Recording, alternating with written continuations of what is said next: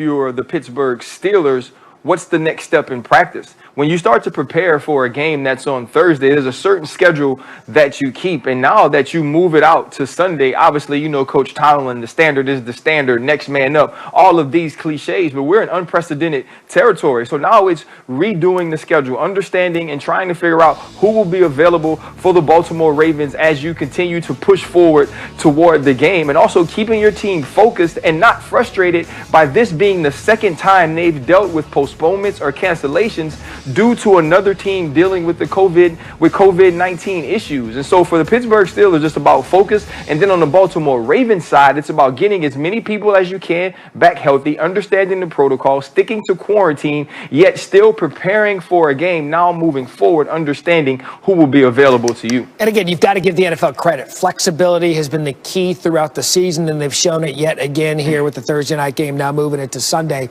Last week, we came up with this new segment, and Ryan was actually getting defensive about his former head coach, Mike Tomlin. Take a listen. I want to defend someone else, and that's Mike Tomlin. So I'm going way off of what this segment was supposed to be. Mike Tomlin's on year 14. Mike Tomlin's never had a losing season. Where is all the Mike Tomlin's one of the greatest coaches in the world? And it's about time we start giving Mike Tomlin his respect. Hey, listen, I love RC. I'm not going to go against him. All I want to say is that boy good. That boy is good. That boy just changed an entire damn segment on SportsCenter based on what we wasn't supposed to do to talk about Mike Tomlin. Ryan Clark just made TV magic. So to be fair, Clark created his own segment. So here we are again. Who you getting defensive about this week? First off, shout out to my boy Marcus, man, my dog at home, having some back issues. We miss you. This segment will not be the same without you. But for me right now, this week, it's Derek Carr. And listen, there were people who said Derek Carr wasn't John Gruden's guy. There were people who questioned Derek Carr's heart. There were people who came on TV and talked about the fact that Derek Carr was crying on the football field and maybe he was too soft for this game. Saying all these things about Derek Carr. And I was wrong. Derek Carr is a baller. Derek Carr is playing the best football he's ever played in his career. And this is even including the year we thought he might win the MVP. He's gone toe-to-toe with Patrick Mahomes 2 times. And they won the first game and lost the second. And the only thing he's done wrong in those 2 games is leave Patrick Mahomes 1 minute and 43 seconds with the ball.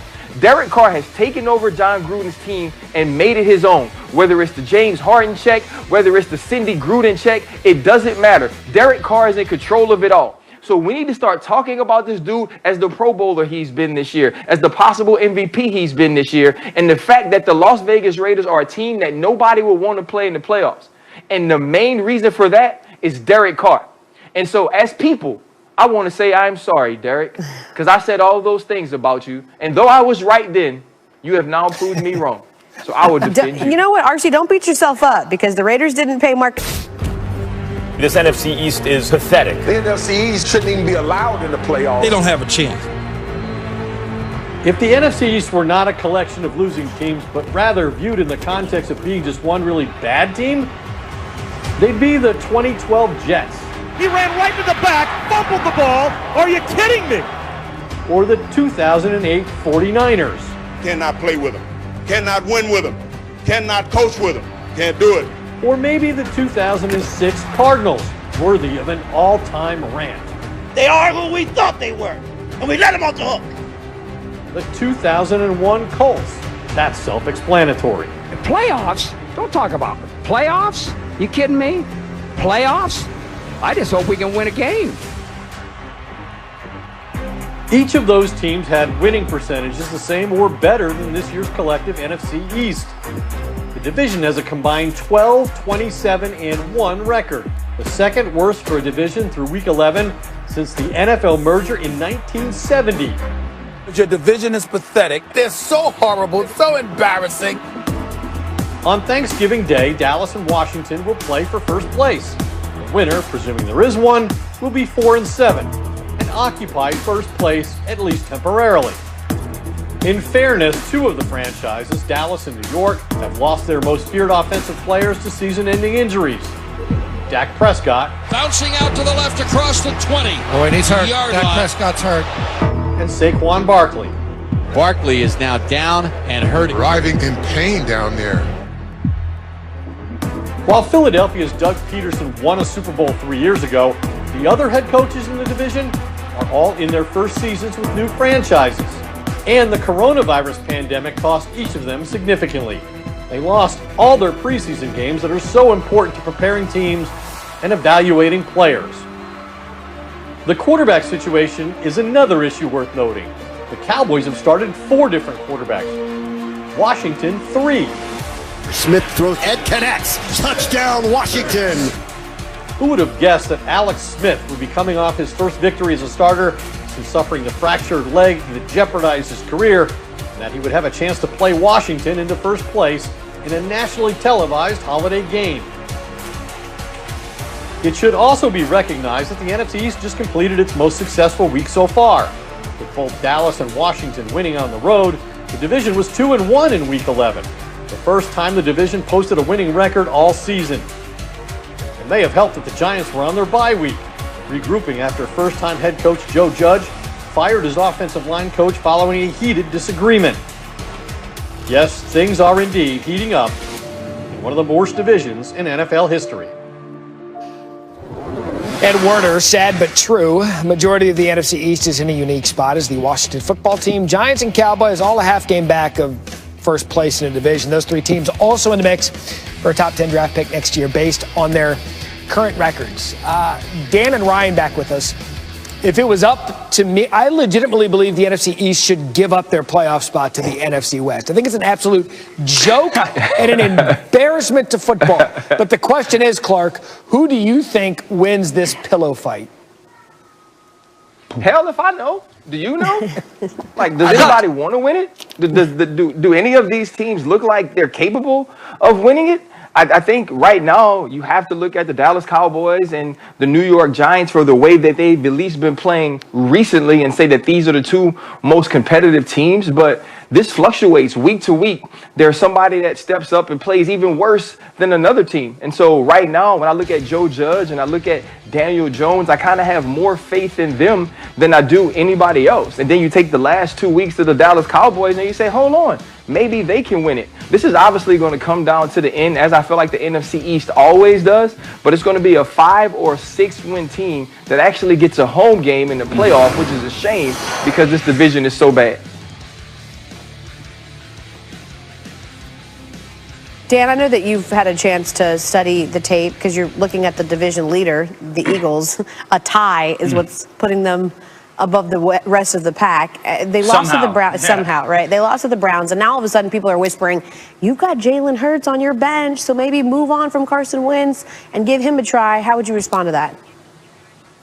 Everybody blame the quarterback. Listen, Carson Wentz isn't playing good football. The whole football team is not playing well. If you go back to last week and everyone's like, okay, Carson Wentz gave the other team 9 points, one of them being a pick 6 and a safety. Is it really just because the quarterback didn't play well? I would say no. Look at the interception.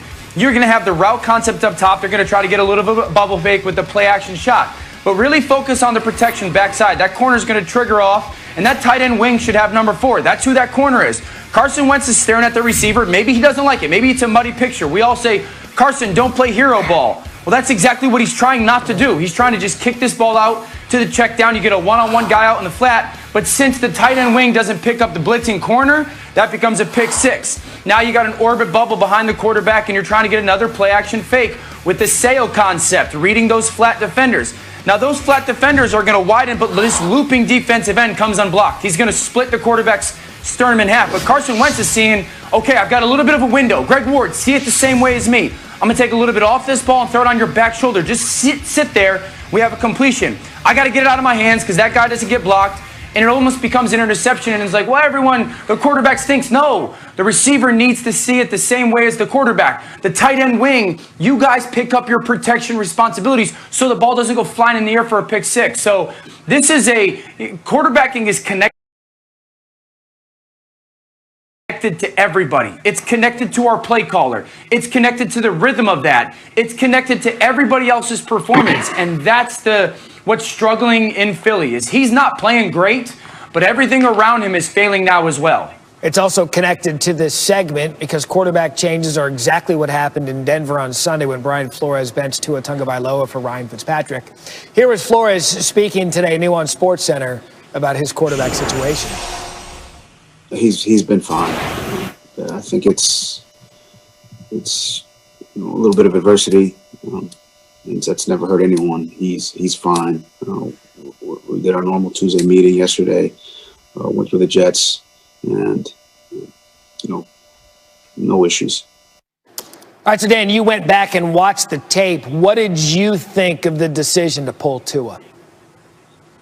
Yeah, I didn't like the decision in the moment, and I didn't like the decision after watching all 22 copy because Tua wasn't playing bad football. Their offensive line got beat up by Denver's defensive line, and there wasn't a ton of opportunity for Tua to make throws. The throws that were there, the times that guys were open and he wasn't pressured, he made. I think he missed the first third down of the game. He's on the run. He takes a deep shot and he misses it. That's the only one that you go, come on, Tua, hit that ball. But other than that, he was just getting beat up and the pocket was just collapsing on him.